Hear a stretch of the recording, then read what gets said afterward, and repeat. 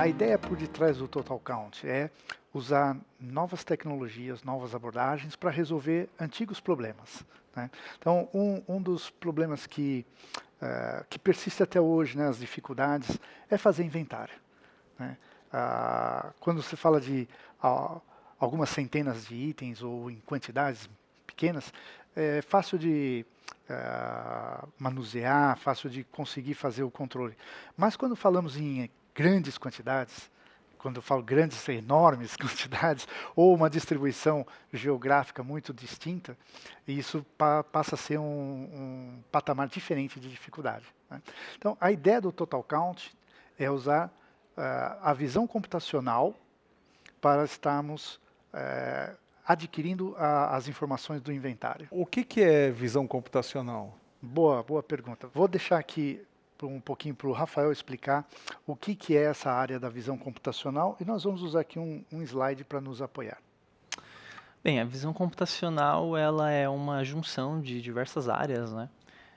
Como, por exemplo, inteligência artificial, processamento de sinais, física, matemática, mas dando uma resumida bem grande no que é a visão computacional, é a habilidade de enxergar e compreender o ambiente para os computadores. Então, uma habilidade que é humana, que é nossa, nós passamos para o computador, que ele tem uma capacidade de processamento maior.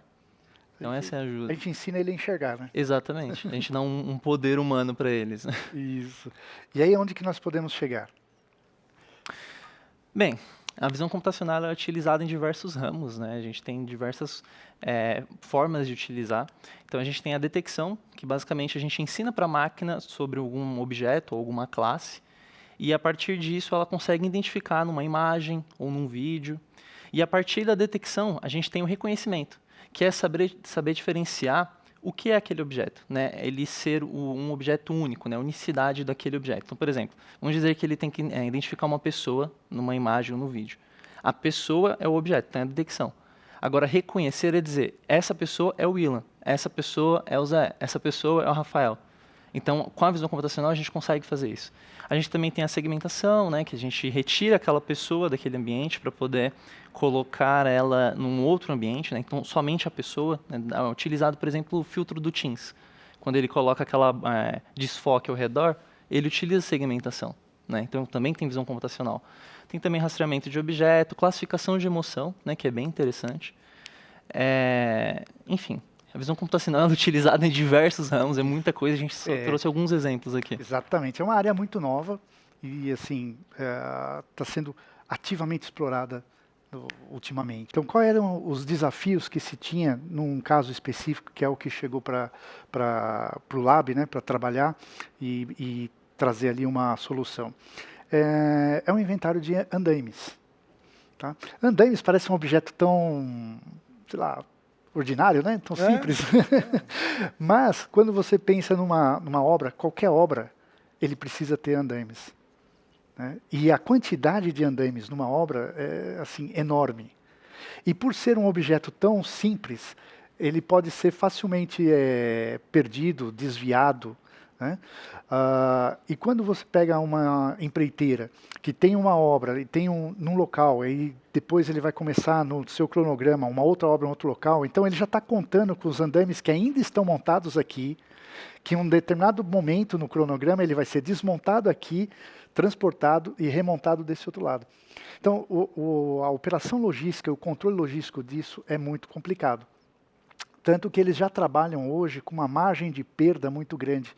E muitas vezes eles estão alugando ou comprando novos andaimes porque não conseguem transportar, né, aquela mesma quantidade que estava naquela área A para a área B.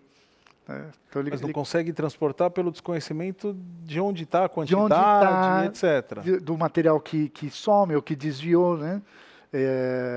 Então, acaba comprando ou alugando mais equipamento do que realmente precisaria, porque não tem certeza se aquele 2 milhões de tubos de andaime ainda estão disponíveis ou não, né, na hora de desmontar todo o prédio.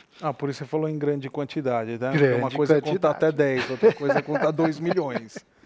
É muito grande mesmo, né, a quantidade. Então, a ideia era que facilitássemos esse processo de aquisição dessa informação, dessa quantidade. Como que ele é feito hoje? Né? Quando ele está desmontado, então ele está mais ou menos organizado, né? Imagina uma grande quantidade de tubos, e você tem que contar aqueles tubos. Se você vai contar 10, é fácil. Vai contar 100, já começa a complicar. Se vai contar 200, 500, facilmente você vai perder a contagem. Você vai começar de novo, ou você vai deixar isso aí e vai assumir um valor. Então vai depender muito do elemento humano que vai estar fazendo essa operação, esse inventário. A ideia é usarmos a visão computacional, registrar essa imagem e o computador fazer a contagem. Ele reconhecer o objeto e te dizer, nessa imagem, para esse objeto que você pediu para me identificar, tem ali 500 peças, 200 peças, 1.500 peças. Além de ter que ficar, às vezes, fazendo retrabalho, né? Eu estava escutando vocês conversando aqui nos bastidores antes de iniciar o programa e você falou sobre a troca de turno. Pois que é um problema isso. Então, você vai contar 1.500 peças numa obra, né, num canteiro de obra. Você está lá contando, acabou o seu turno, você vai embora. Aí ou uma outra pessoa vai assumir aquela posição, ou ele vai contar no dia seguinte.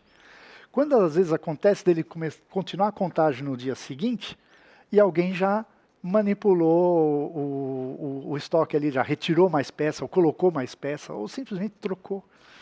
Né? Muito bom. Então, ele tem assim um grau, né, de dificuldade que é cotidiana para esse mercado, né, para esse meio. Então, nós vamos mostrar aqui o que nós conseguimos demonstrar. Aqui o uso, né, do machine learning com a visão computacional.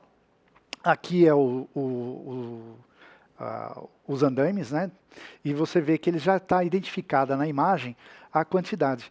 Ali do lado ele está mostrando ali quantos desse tubo ele está detectando nesse primeiro plano. Você vê que ali no fundo tem mais. E esse aqui é que ele está organizado, tá, Ilan? Não é normalmente que assim que é o cenário que mais você vai ter que trabalhar. Essa era um cenário bem mais controlado que foi usado só para trazer aqui o exemplo. Quer dizer, aqui, só dessa imagem que eu vi, horas de contagem se reduz a segundos. Segundos, exatamente, Ilan. É segundos. Sem falar no controle. O processo mais difícil é o antes desse momento, né? Porque você tem que treinar um modelo computacional.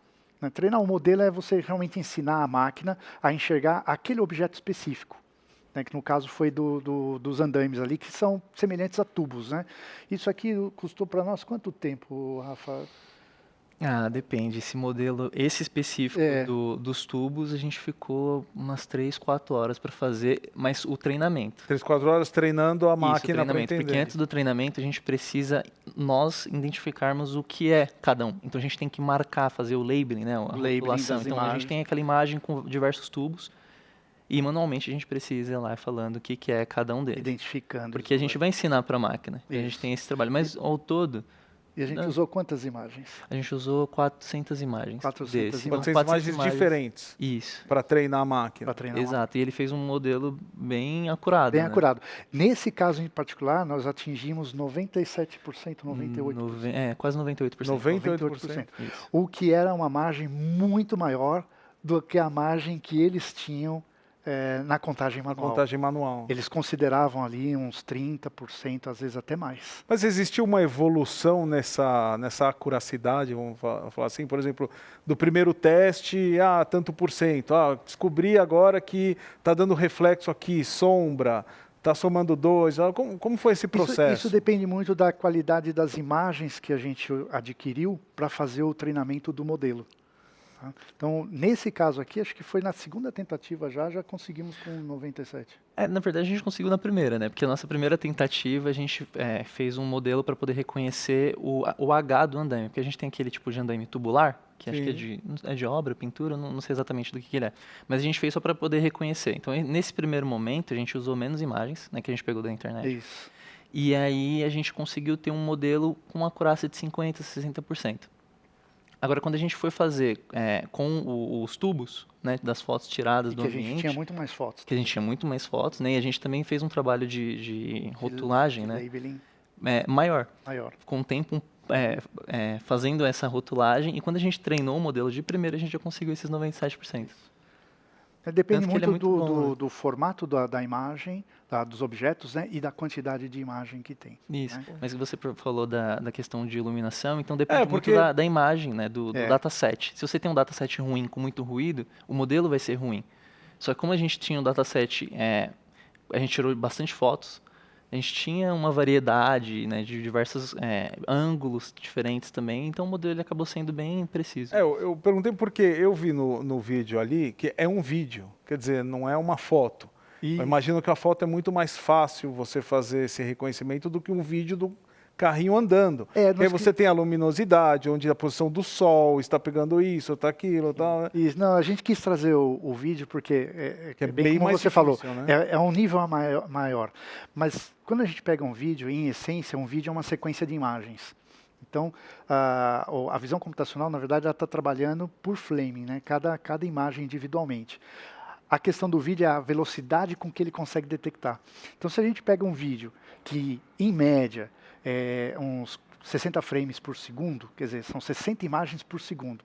Se o nosso poder computacional ele conseguiu processar 60 imagens em 1 segundo fazendo o reconhecimento. Isso é só para demonstrar o potencial, né, da máquina. Onde mais a gente pode aplicar? O que mais? Além da contagem dos tubos, a gente falando de imagem, né? Eu lembro que vocês estavam falando de detecção dos olhos abertos, Sim, fechados. teve um outro experimento que fizemos no lab que a gente até apelidou ele de cochilômetro. Um termo carinhoso ali, um apelido. A ideia era identificar o rosto de uma pessoa na sua posição de trabalho e identificar os olhos e verificar se ele estava atento à sua atividade ou se ele estava, de repente, ali meio que cochilando ou dormindo naquela posição. Né? Então, é um outro exemplo, né, de como que nós podemos usar a visão computacional. A ideia não é, nesse caso, nesse experimento, a ideia não era reconhecer uma pessoa, mas reconhecer como é que essa pessoa estava naquela posição, né, naquele posto de trabalho. Né? Se ele estava atento, com os olhos fixos no seu trabalho, ou se ele estava distraído, ou se nem estava presente. Né? Quer dizer, isso serve para área de segurança, motorista, portaria, qualquer coisa que exigisse que alguém ficasse atento a alguma posição no cenário, né?